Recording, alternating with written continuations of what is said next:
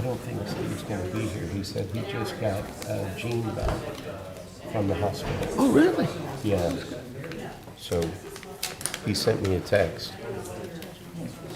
Yeah, he was just telling me. He said, Gene was in the hospital again?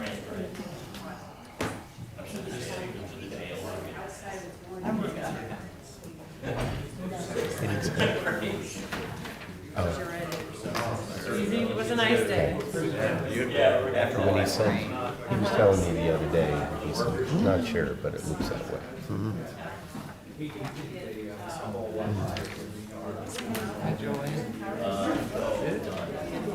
Okay.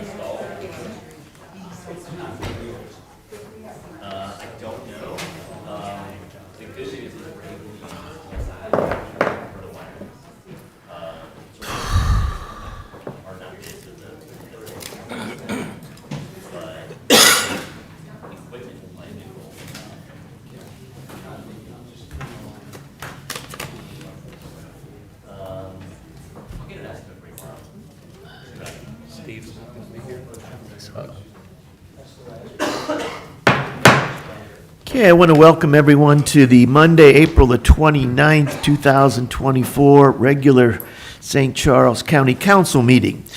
Tonight we will begin with an invocation by Associate Pastor Brad Harris of Bible Baptist Church of St. Charles, and followed by the Pledge of Allegiance led by Council Member Mike Elam. Please rise. Amen. Let us pray. Dear Lord, we thank you for this community that we have. And Lord, I thank you for the leaders, not just here in this room, but throughout the community who serve and make this a better place for all of us to live.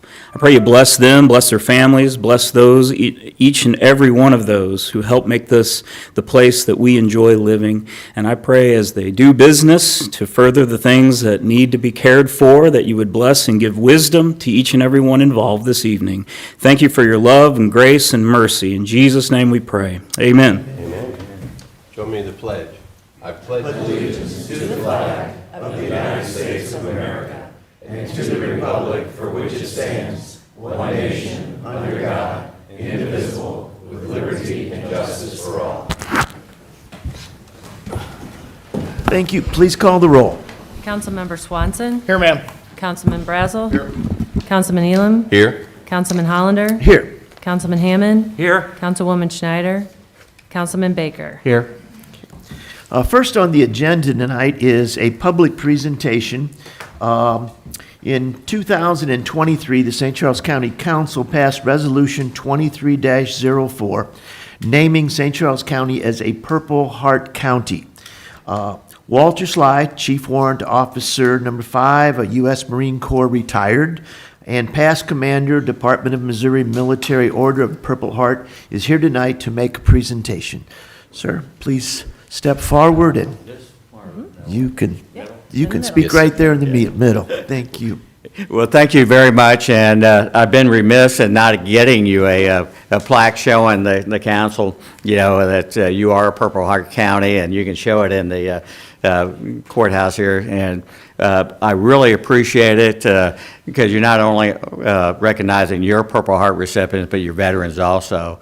And unfortunately, any Gold Star family members. Mm-hmm. And also, I'd be remiss if I didn't thank all the spouses, too, that put up with us for on our deployments. So thank you so much. We really appreciate it. And if there's anything we can do for you all, and thank you, Claire, for making this happen. So. Okay. Thank you, sir. Thank you very Come on much. up. Yes, Can we come get a on. picture real Yeah, quick? let's go on up. yeah. Yeah, that's right here. Would you like to gather in behind me? Right here, sir, that would be okay. You can stand right there. I'm always shorter, I don't know. Thank you. Thank you all, I appreciate you. Thank you. Yes, thank you. Okay. Thanks for your service. Yes. Thank you, sir. Yes, the counters, we are honored to be the Purple Heart County, and we certainly thank you for the plaque and the recognition. Thank you, sir. Well, thank you all, appreciate it. Okay. Next on the agenda is public comments. Just a reminder, public comments will be 3 minutes long, and we will usually have 3 for and 3 against any particular subject, although tonight I don't think that'll be necessary. Starting with Lori. Starting with Arnie Dienoff regarding consent agenda appointments, municipal judge, county convention, and sports authority. Okay, Mr. Dienoff.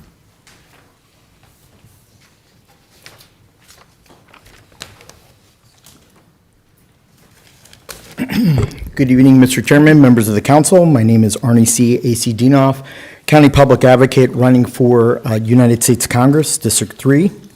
First of all, I'd like to oppose amending Section 160.030 of our codified ordinances. Currently, that ordinance says that the municipal judge shall be 70 years of age. There was a change in state law to allow the option of going to 75. We're a home rule charter, so therefore we're exempt, and we hold our own home rule charter for home rule control. So I would ask that we keep that position at 70 years of age. On your agenda is a police recruitment position creation for recruits in the police academy, paying their tuition of $9,000, their salary and benefits of $23,350 for 6 months. This will help us decrease our 8 vacancies in that department, hopefully cut it in half, and I think it's a good tool to use. The reinstatement under the resolution of the program allowing convicts in nonviolent felony cases to pay off their debt to society by cleaning up local roads. It's a good idea and a good suggestion. However, I have some problems with the cost of oversight, the cost of transportation and police security, the liability concerns, and traffic control. If one of those people get hit out on the highway, we're going to be on the liability chopping block. Police motorcycles, 2 BMW motorcycle Nighthawks in the amount of $55,985. Guess what? There were no bidders. And so I really have some issues that we're paying a fair share here with this, and I ask that you go out and get some competitive bids for those motorcycles. On the County Merit Commission appointments, there's a male appointment there, and I really have some reserved concerns about that person's current state of mind. Unfortunately, when you get older, and sometimes you forget a lot of things, and your memory goes to slack. And we're talking about personal determinations here, and we're talking about making some major decisions on appeals when somebody is fired or suspended. And I would very ask you to caution on that appointment. And when it comes to the county convention, sports facilities, and convention authority, Mr. Elam, I ask that you stay out of politics and you stop directing Tom Dempsey, the $100,000 lobbyist at our state capitol, which I haven't seen any reports in reference to House Bill 2836, which would be allowing for that commission to promote, market, and advertise the authority's convention of visitors. We currently have a number of different areas, 5 different layers that do those type of convention marketing and issues. The City of St. Charles Tourism Division has 12 members. The St. Charles County Chamber of Commerce has 4 full-time members. We have a County Economic Development Council that has 11 members. And Okay, no, you're fine. I'm sorry. No, go ahead. And so my testimony at the Capitol was very different than Tom Dempsey's. And so I would ask that we not raise any more taxes on the transient guest tax that's already paid. It hurts economic development of our county. It raises our ever-increasing sales tax of, in some places of the city of St. Charles, to over 10%. And so who's asking for this legislation and sponsor of this bill?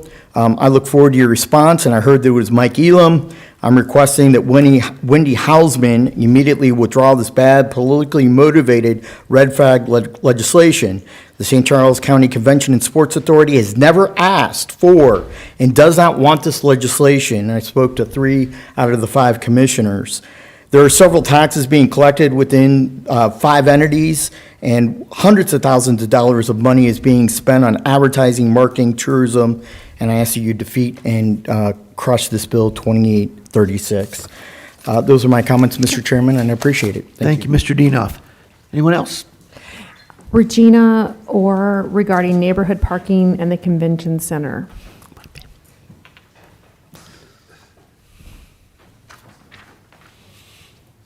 Good evening. It's a privilege to be here. It's my first council meeting. I've born and raised in St. Charles County. So we live in the neighborhood that is considered unincorporated St. Charles County. It backs up to the St. Charles Convention Center, which is a city line, right? City property. This past weekend is not the first time that this has happened.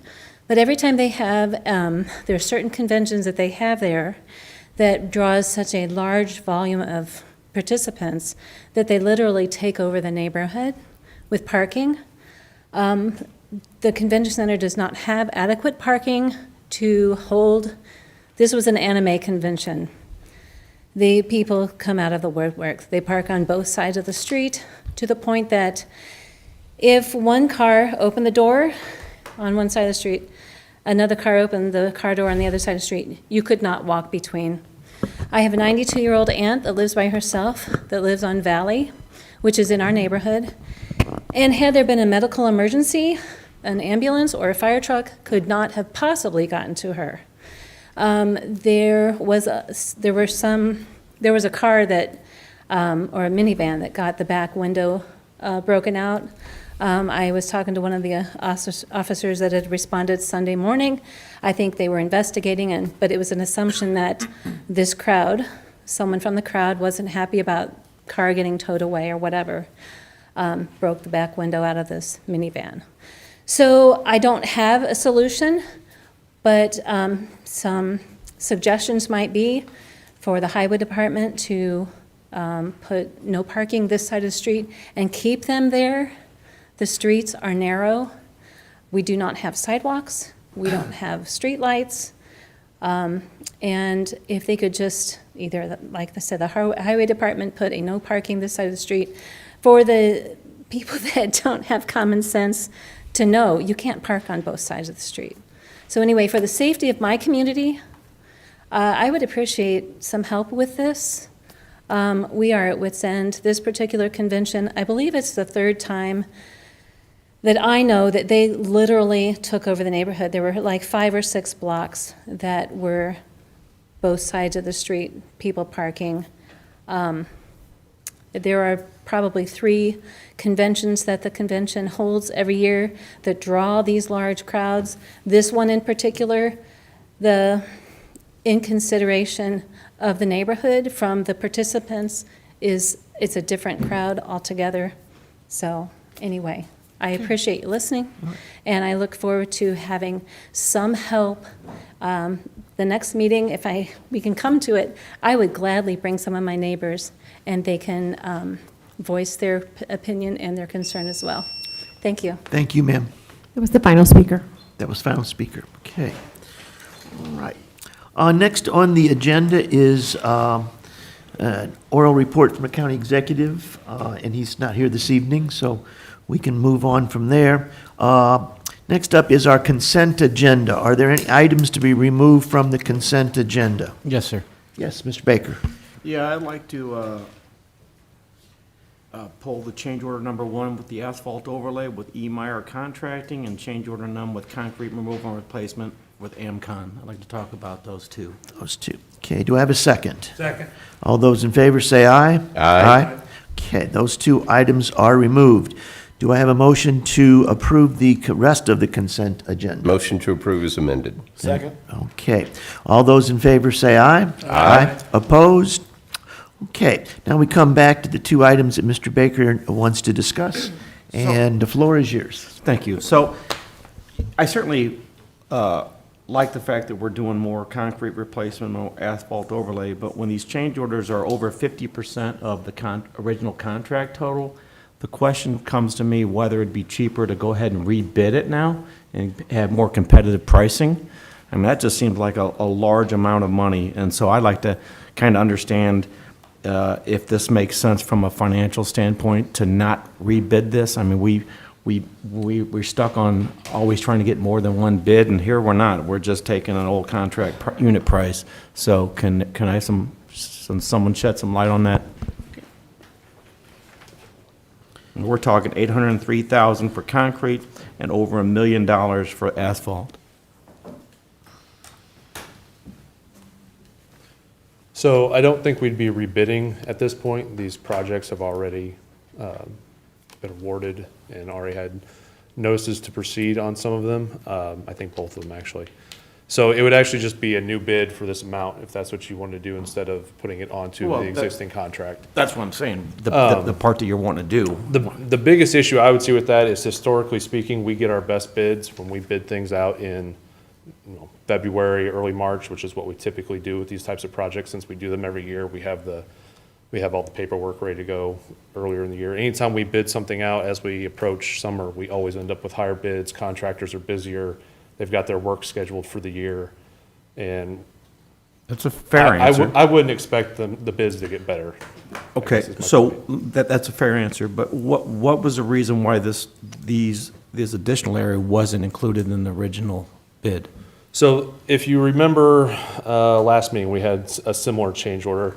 We had originally, so we received some grant money for maintenance projects that had to be spent by '26, I believe. And we had been given the go-ahead to move those projects up if we could. So we had put money aside in our budget to have matching funds for those grants this year, and with the intent of using that grant money this year. As we progressed through our normal bidding cycle of the February, March timeframe, we realized the grants required some additional paperwork, some additional language that we didn't have built into our existing But this language. isn't grant money, is it? No, I'm getting to that. So once we decided we weren't pursuing the grant for this year, we were going to postpone it to next year. Now we had this extra money sitting in our budget that we had slated for the match that we no longer were going to need for this year. Okay. So the money's in the budget. Things don't get cheaper from year to year.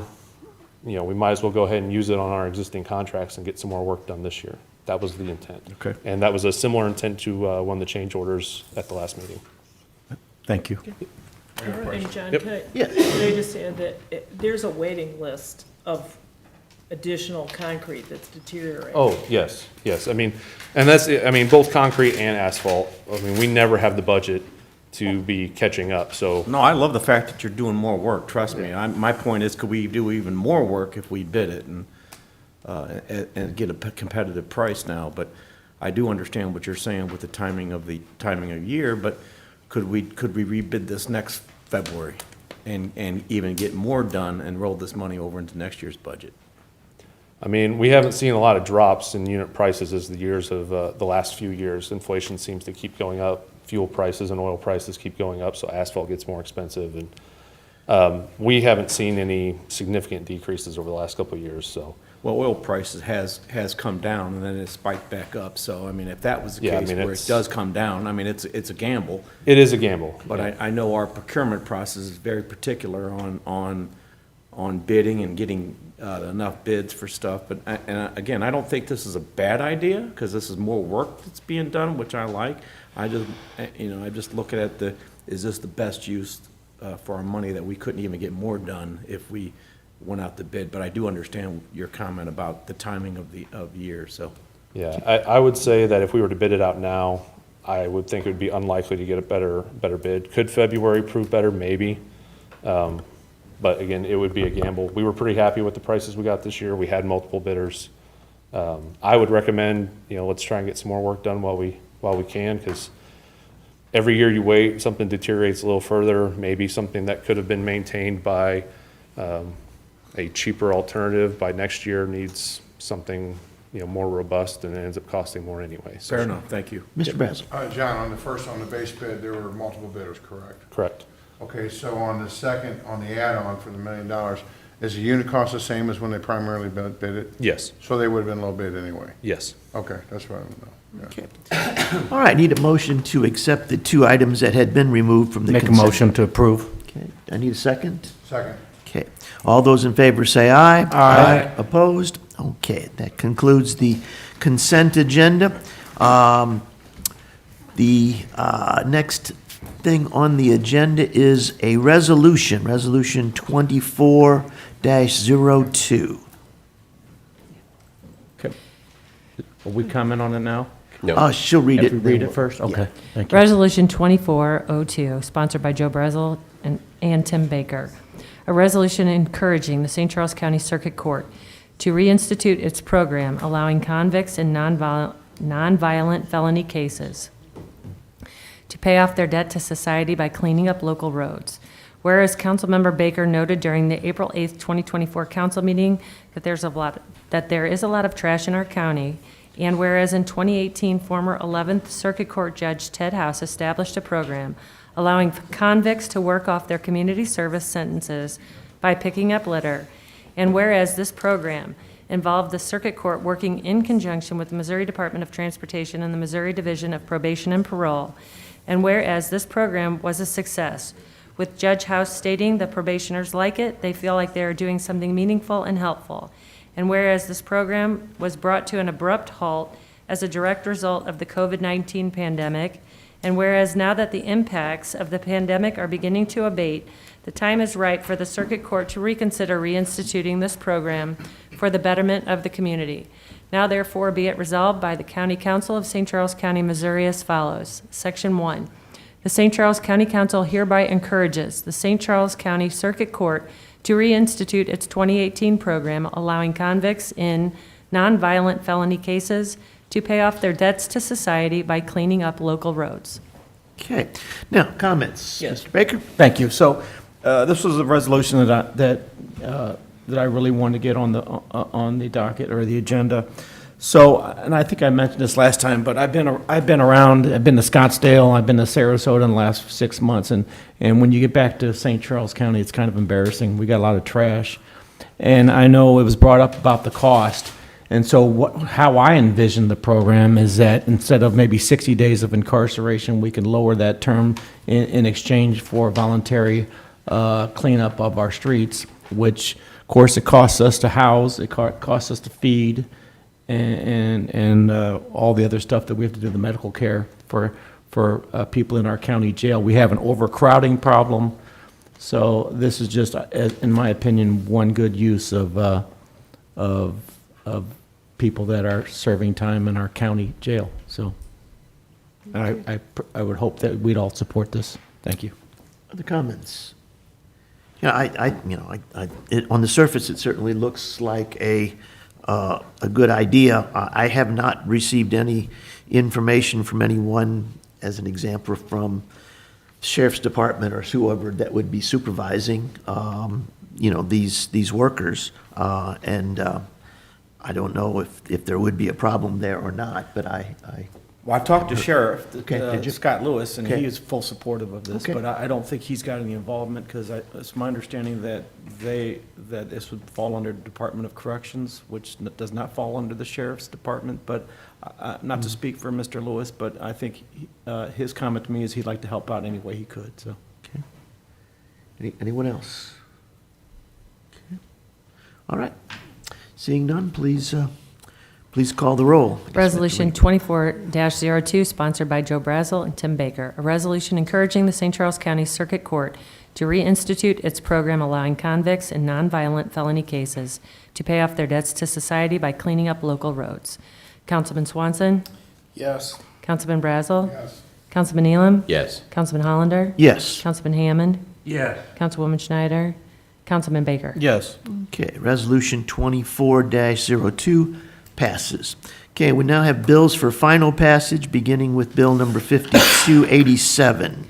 Bill number 5287, an ordinance amending section 405.060 regarding the definitions related to camping, camping cabin, cottage, and dwelling, and section 405.080 of the Unified Development Ordinance of St. Charles County, Ordinances of St. Charles County, Missouri, regarding conditional uses in A agricultural districts. Okay, questions or comments? Seeing none, please call the roll.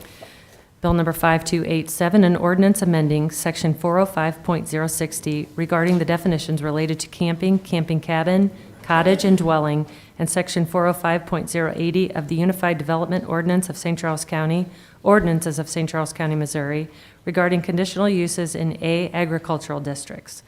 Councilman Brazel? Yes. Councilman Elam? Yes. Councilman Hollander? Yes. Councilman Hammond? Yes. Councilwoman Schneider? Councilman Baker? Yes. Councilman Swanson? Yes, ma'am. Okay. This bill passes, and we move on to bill number 5288. Bill number 5288, an ordinance authorizing the county executive or his designee to execute an intergovernmental agreement with the Missouri Department of Higher Education and Workforce Development and the St. Charles County Department of Workforce and Business Development related to the state wage interchange system. Questions, comments on 5288? Seeing none, please call the roll. Bill number 5288, an ordinance authorizing the county executive or his designee to execute an intergovernmental agreement with the Missouri Department of Higher Education and Workforce Development and the St. Charles County Department of Workforce and Business Development related to the state wage interchange system. Councilman Elam? Yes. Councilman Hollander? Yes. Councilman Hammond? Yes. Councilwoman Schneider? Councilman Baker? Yes. Councilman Swanson? Yes, ma'am. Councilman Brazel? Yes. Okay, bill number 5288 passes. Next up is bill number 5289. Bill number 5289, an ordinance authorizing the county executive or his designee to execute an intergovernmental agreement with the Missouri Department of Higher Education and Workforce Development and the St. Charles County Department of Workforce and Business Development to receive $40,000 of Wagner Pizer funds. Questions or comments? Seeing none, please call the roll. Bill number 5289, an ordinance authorizing the county executive or his designee to execute an intergovernmental agreement with the Missouri Department of Higher Education and Workforce Development and the St. Charles County Department of Workforce and Business Development to receive $40,000 of Wagner Pizer funds. Councilman Hollander? Yes. Councilman Hammond? Yes. Councilwoman Schneider? Councilman Baker? Yes. Councilman Swanson? Yes, ma'am. Councilman Brazel? Yeah. Councilman Elam? Yes. Okay, bill number 5289 passes. Next up is bill number 5290. Bill number 5290, an ordinance authorizing the St. Charles County Prosecuting Attorney's Office to execute documents for receipt of grant funds in the amount of $146,441.54 from the Missouri Department of Public Safety under the 2024-2025 Stop Violence Against Women Act. Questions or comments on 5290? Seeing none, please call the roll. Bill number 5290, an ordinance authorizing the St. Charles County Prosecuting Attorney's Office to execute documents for receipt of grant funds in the amount of $146,441.54 from the Missouri Department of Public Safety under the 2024-2025 Stop Violence Against Women Act. Councilman Hammond? Yes. Councilwoman Schneider? Councilman Baker? Yes. Councilman Swanson? Yes, ma'am. Councilman Brazel? Yes. Councilman Elam? Yes. Councilman Hollander? Yes. Okay. Bill number 5290 passes. Next up is bill number 5291. Bill number 5291, an ordinance amending Section 115.710 of the ordinances of St. Charles County, Missouri concerning the Personnel Administration Plan and amending the 2024 budget adopted by Ordinance 23-104 for the creation of a full-time position entitled Police Recruit to be added to the current positions of employment in the St. Charles County Police Department. Questions or comments? Seeing none, please call the roll. Bill number 5291, an ordinance amending Section 115.710 of the ordinances of St. Charles County, Missouri concerning the Personnel Administration Plan and amending the 2024 budget adopted by Ordinance 23-104 for the creation of a full-time position entitled Police Recruit to be added to the current positions of employment in the St. Charles County Police Department. Councilwoman Schneider? Councilman Baker? Yes. Councilman Swanson? Yes, ma'am. Councilman Brazel? Yes. Councilman Elam? Yes. Councilman Hollander? Yes. Councilman Hammond? Yes. Okay, bill number 5291 passes. Final bill for final passage is bill number 5292. Bill number 5292, an ordinance amending Section 160.030 of the ordinances of St. Charles County, Missouri relating to extending the maximum age of a municipal judge within the county's municipal court to be consistent with Missouri statute. Questions or comments? Seeing none, please call the roll. Bill number 5292, an ordinance amending Section 160.030 of the ordinances of St. Charles County, Missouri relating to extending the maximum age of a municipal judge within the county's municipal court to be consistent with Missouri statute. Councilman Baker? Yes. Councilman Swanson? Yes, ma'am. Councilman Brazel? Yes. Councilman Elam? Yes. Councilman Hollander? Yes. Councilman Hammond? No. Councilwoman Schneider? Okay, bill number 5292 passes. That concludes bills for final passage. Now we have 3 bills for introduction, beginning with 5293. Bill number 5293, requested by Daniel Keene, sponsored by Terry Hollander. An ordinance authorizing the county executive or his designee to execute an intergovernmental agreement between St. Charles County Department of Corrections, Vital Core Health Strategies, and St. Charles Community College to establish at the Department of Corrections a clinical and training experience for nursing students from St. Charles Community College. Questions or comments? Okay. Moving on to bill number 5294. Bill number 5294, requested by Matt Swanson, Mike Elam, and Tim Baker, sponsored by Matt Swanson, Mike Elam, and Tim Baker.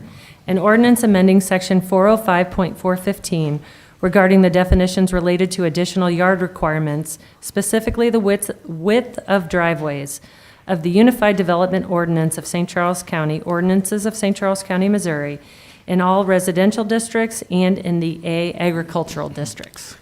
Mr. Chairman, I would Yes. make a motion that we amend Bill number 5294 with substitute Bill 5294 that adds "in commercial and industrial districts" in the title of the bill. Okay, any discussion here on the substitute? A second. I'll take Oh, we need a second. Okay, now is there any discussion on the substitute? Oh, Okay, I got it on the whole bill, but yeah, we'll vote on the substitute. okay, Okay, all those in favor of the substitute, say aye. Aye. Opposed? Okay. Claire, please read the title, and, well, we'll discuss it first here, okay? Oh, Well, Yeah, we this will don't. be the next meeting. We'll vote right, on that it. next meeting. Okay, Joe. go ahead. I was wondering what the purpose of this is, and I want to understand, it says in here, no fences in the front. Is that accurate? No fences in the fence, like if you're going to have a picket fence or something?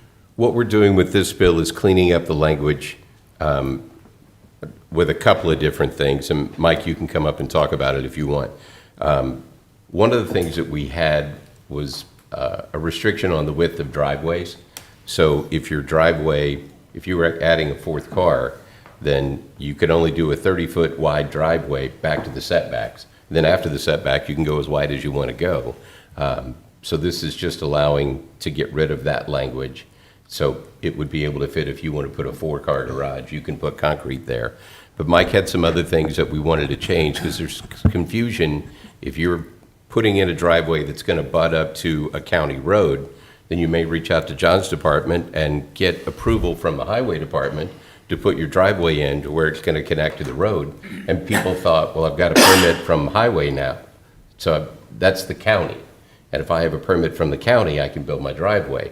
But they didn't get a permit from community development, so they were actually not able to build their driveway. So then we've got people who have to tear the driveways out because they didn't have a permit to build it. So I'll let you fill in the rest. Mr. Hurlbert. Well, that's enough. I think you summed it up.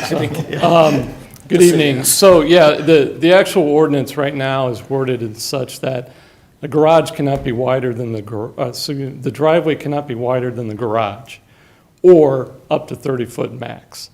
So we have a situation where somebody has a 4-car garage. They would like to build a 4-wide driveway, 40-foot wide driveway.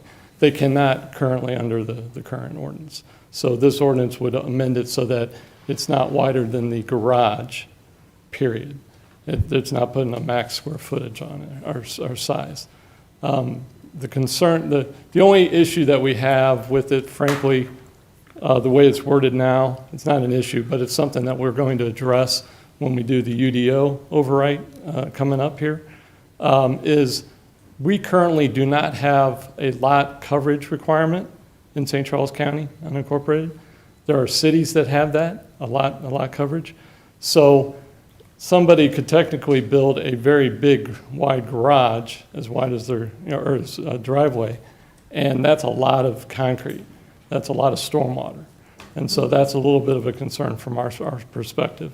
So when we redo the UDO, we are going to put in a lot coverage requirement that will match what other cities, the cities all have, so that will help be a little bit of an impediment against just concreting your entire front yard.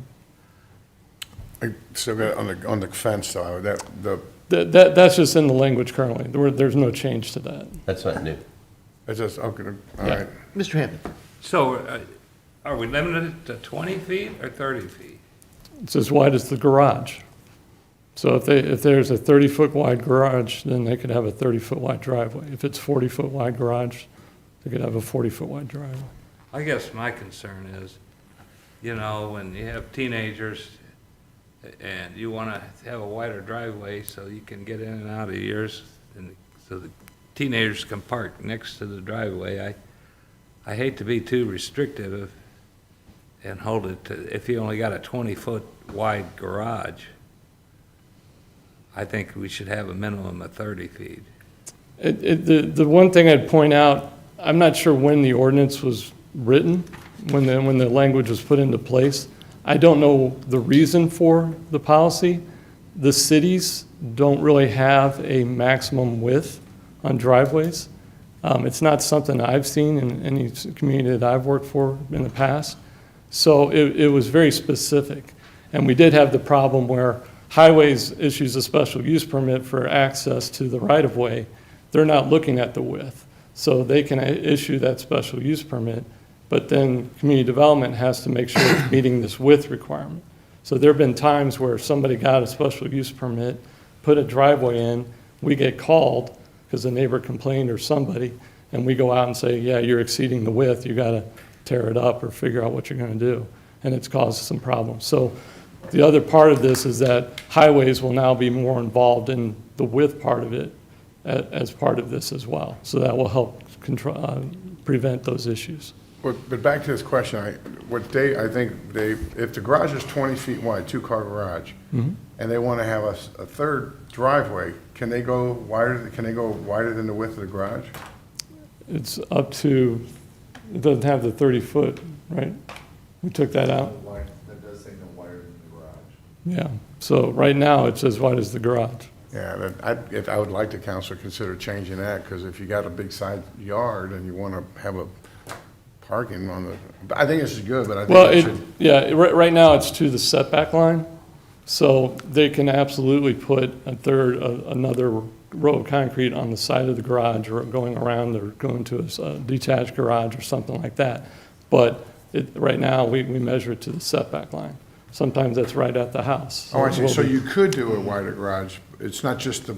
Oh, sure. Okay, I got you. Yeah, as long as the garage is wider, then they can do it wider, the driveway. I got you, okay. But typically, you know, garages are probably 20 or 24 feet wide at the most, and I can't support that. I would like to make a motion that they could have a 30-foot wide driveway. Well, what if you have a 4-car garage, though? Dave, if you do that, that's what we have right now. Right now, you can go up to 30 feet. We're taking that out and making it wider. We're not making it more narrow. What you just proposed would actually make it narrower than what we're proposing. Well, then, let's word it so that somebody with a 2-car garage could add another lane or 10 feet. So, Well, isn't that going to depend on their lot? I guess so, it depends. I mean, you can't go over the property line. right, but don't we have restrictions of how close to the property line that you can put concrete? We do not. The city of Wentzville, I think, does. They max, you're not allowed to go within 2 feet of a property line with flat work. But that's the only one I've seen. So, I but don't we know do why you not. can't go all the way up the property line with flat work. It doesn't make any sense at all. That's typically where we get complaints. The one instance I was talking about recently, that it was about 18 or 19 when it happened, but the person complained because the concrete was being poured right up to their property line. And the neighbor didn't like that and complained, and that's when we went out and found out that they weren't I meeting. think the radius of the driveway can't extend beyond the projection of the property line. So, I mean, is that correct? According to that would be highways. Yeah. Yeah. I don't know, Dave, just look at it and talk it through with Mike and see if you can come up with something different, or if you don't like it. Yeah, it's not for final passage today, so. We can adjust it Okay. as we go here. Well, I think you need to go back to the drawing board and let people have at least a minimum of a 30-foot wide driveway. Okay, even on a two-car garage? Yeah. What about a four-car? You're saying for a four-car garage, you'd have to have a 30-foot driveway? No, I said as a minimum, they Okay. should be allowed to have at least a 30-foot wide driveway. I would agree with that. Would it, Just work out the language later, you guys. would it be better if we just take out the maximum?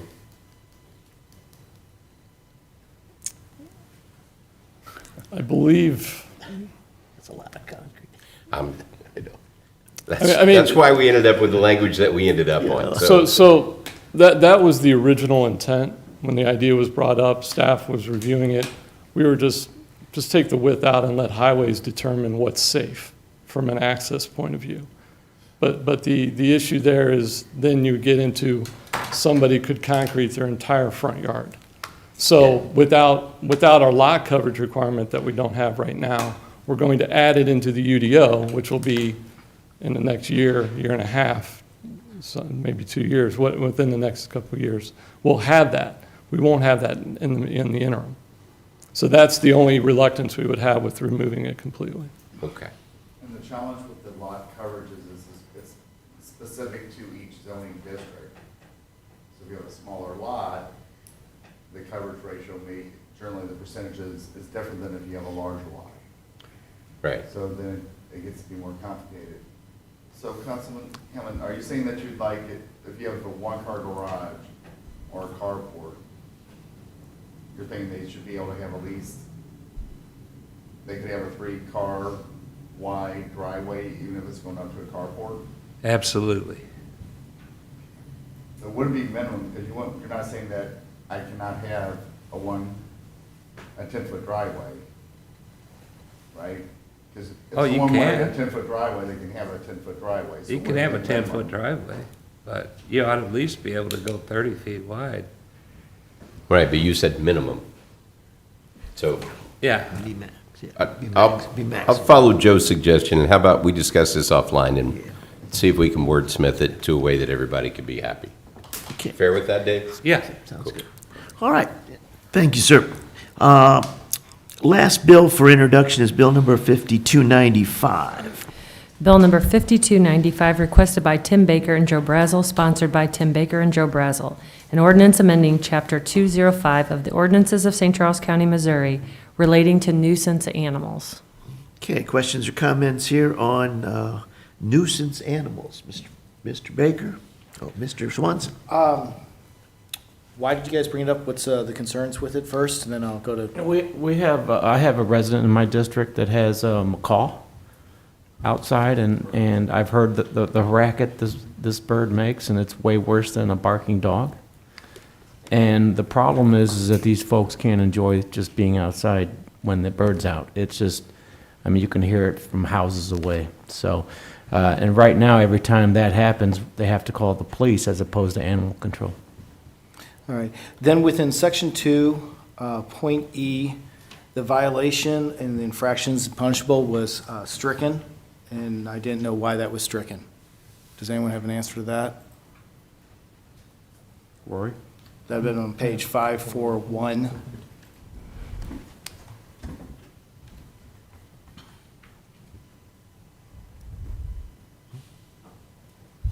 Can you refer me to what page you're on? I'm sorry, Councilmember? 541.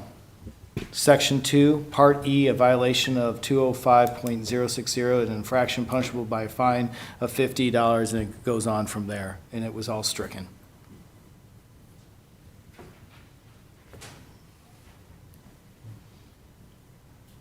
I do not have an answer for you right now, Councilmember. I'll have to follow up on that after the meeting.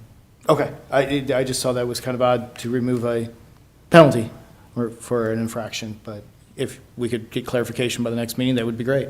I'm going to assume, which you're never supposed to do, that that might have been a duplicative penalty section, but like I said, I'll follow up after the meeting. All right, thank you, sir. Okay, any other comments on this particular bill? Okay, seeing none, that concludes bills for introductions. Are there bills to be removed from the table? Okay, seeing none, we're to announcements and miscellaneous. Does anyone have any announcements or miscellaneous? Mr. Swanson? If I could. Sure. Mr. Brazel and myself were talking this past week. I think all the council members have met with Mercy, who's planning on building I do believe, $600 million project out there in Wentzville, right off I-70.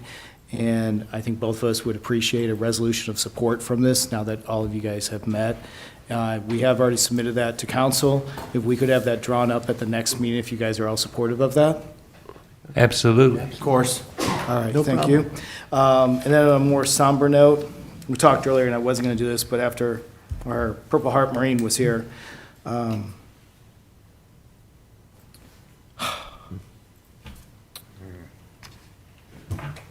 back to me in just a minute. Does anyone have anything else that would, go ahead, Mr. Beal? I think what Mr. Swanson is talking about is we lost another Marine from St. Charles County in a training accident, Sergeant, who is a Fort Zumwalt West graduate, correct? And Twin Chimneys. And Twin Chimneys, so, He'll be arriving on Friday at 12:30 at Lambert. Please show up. He'll be brought to Bowie at Cave Springs. So 12:30 he lands. You can follow social media to find out more what's going on. I've known this young man a long time. so Matt was a teacher at Twin Chimneys, and Right. my daughter went to elementary school with him.